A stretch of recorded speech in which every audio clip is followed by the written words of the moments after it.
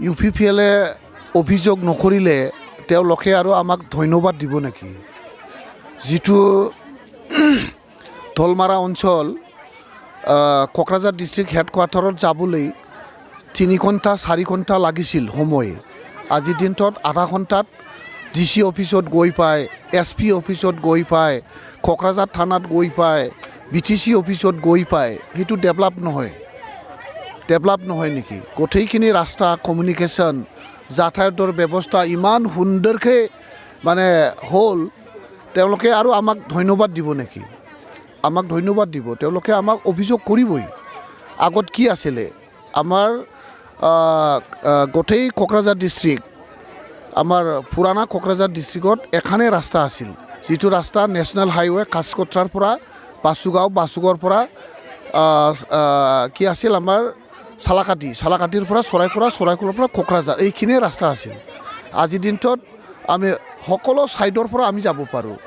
কালিপুখুৰীলৈ কোকৰাঝাৰ যোৱা ৰাস্তা, তাৰপিছত চালাকাটি ৰেলগেটৰ পৰা কোকৰাঝাৰলৈ যোৱা পাকা ৰাস্তা, মানে চাৰিওপিনে পাকা ৰাস্তা যে হ'ল, তেওঁলোকে আজিৰ দিনটোত যি পাকা ৰাস্তাৰে খোজকাঢ়ি আছে, কেতিয়াবা কৈছে জানো এইটো BPF বনোৱা ৰাস্তা? কোনোদিনো নকয়। আজি কি আছিল আমাৰ অৱস্থা? স্কুলৰ কি অৱস্থা আছিল?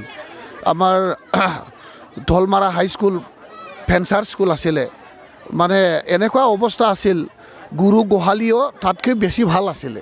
আপোনালোকে এতিয়া চাই লওক কালিপুখুৰী হাইস্কুল কি আছিল, কি অৱস্থা আছিল, আজিৰ দিনত চাই লওক। আজি চালাকাটি হাইস্কুল কেনেকুৱা অৱস্থাত চলি আছিলে, BTC হোৱাৰ পিছত আজি সেই স্কুলখন প্ৰভিন্সিয়েলাইজেশ্যন হৈ গ'ল।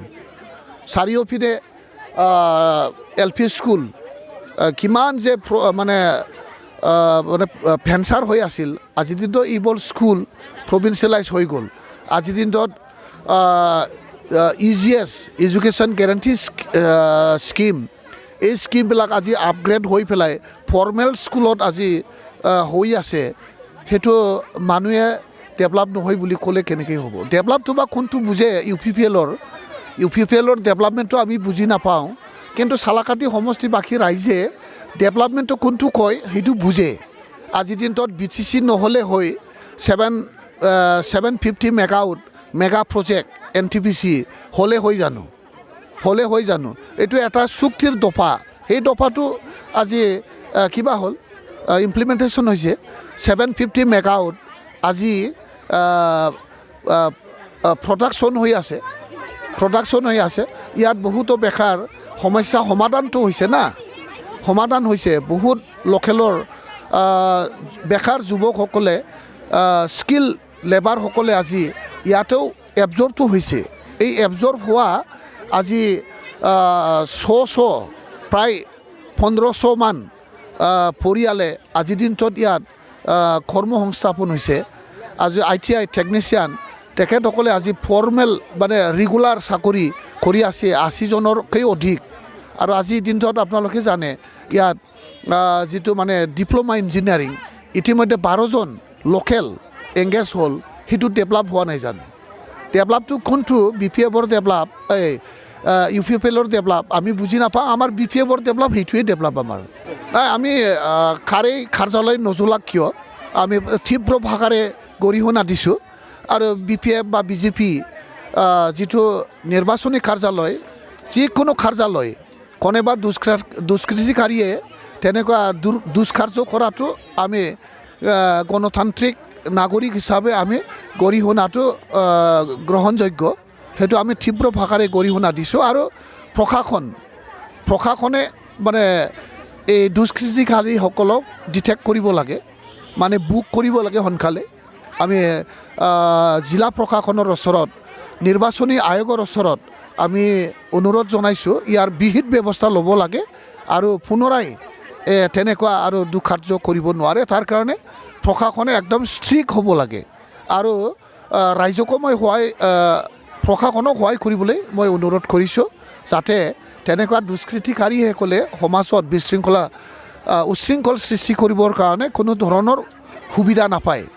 আমি সকলোৱে এক হ'ব লাগিব আৰু একে সুৰে আমি চব গৰিহণা দিব লাগিব।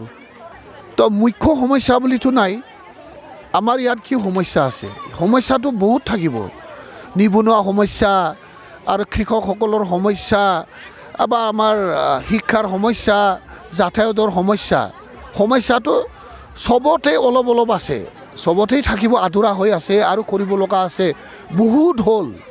বহুত হৈছে তথাপিও আৰু বহুত সমস্যা থাকিব সমস্যা কেতিয়াও সমাধান নহয় সমস্যাটো থাকিবই যিবোৰ সমস্যা নিবনুৱা সমস্যা সংস্থাপনৰ কাৰণে আমি চিন্তা কৰিব লাগিব আজি কৃষকসকলৰ সমস্যা আছে মানে কি বুলি কয় প্ৰডাকশ্যন বৃদ্ধি কৰিবৰ কাৰণে যি ব্যৱস্থা সেই ব্যৱস্থাটো আমি যত্ন লৈ পেলাই কাম কৰিব লাগিব যুৱকসকলৰ যিটো বা নাৰীসকলৰ যিটো সবলীকৰণ এই সবলীকৰণৰ ক্ষেত্ৰতো আমি বহুত মানে গুৰুত্ব দি পেলাই কাম কৰিব লাগিব নাৰীসকলক আগুৱাই লৈ যোৱাৰ কাৰণে আমি একদম চেষ্টা কৰিম আৰু যুৱ শক্তিক আগুৱাই লৈ যোৱাৰ কাৰণে আমি সদায় কাম কৰি যাম আৰু আমাৰ চালাকাটি সমষ্টিত শিক্ষাৰ জাগৰণ আৰু খেলৰ প্ৰতি জাগৰণ লৈ অহাৰ কাৰণে মই চালাকাটি সমষ্টিবাসী ৰাইজক লগত লৈ পেলাই মই কাম কৰিম নাই বিজয়টো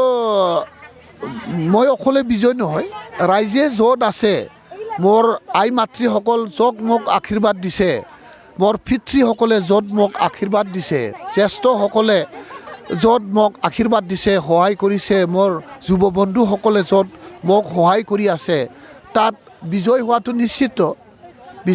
নিশ্চিত ইয়াত কোনো ধৰণৰ সন্দেহ থাকিব নোৱাৰে আৰু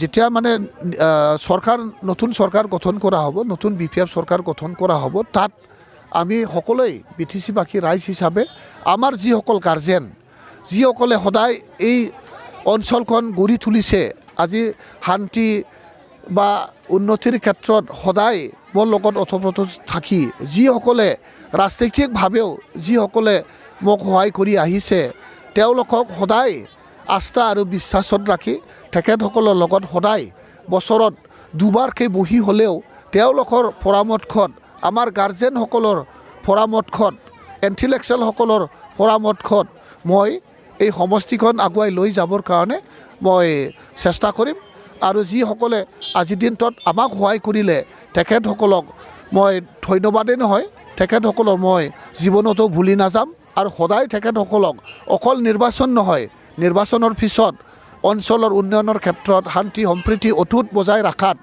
তেখেতসকলৰ সদায় সহায় পাম আৰু তেখেতসকলক সদায় মোৰ লগত সহযোগ কৰিবলৈ মই অনুৰোধ জনাইছোঁ ৰাইজক সেইখিনি কৈছোঁ আকৌ এবাৰ BPF চৰকাৰ আকৌ এবাৰ হাগ্ৰামা চৰকাৰ গঠন কৰিবৰ কাৰণে সকলো BTC-বাসী ৰাইজক নাঙল ছবিত ভোট দিবৰ কাৰণে মই অনুৰোধ জনাইছোঁ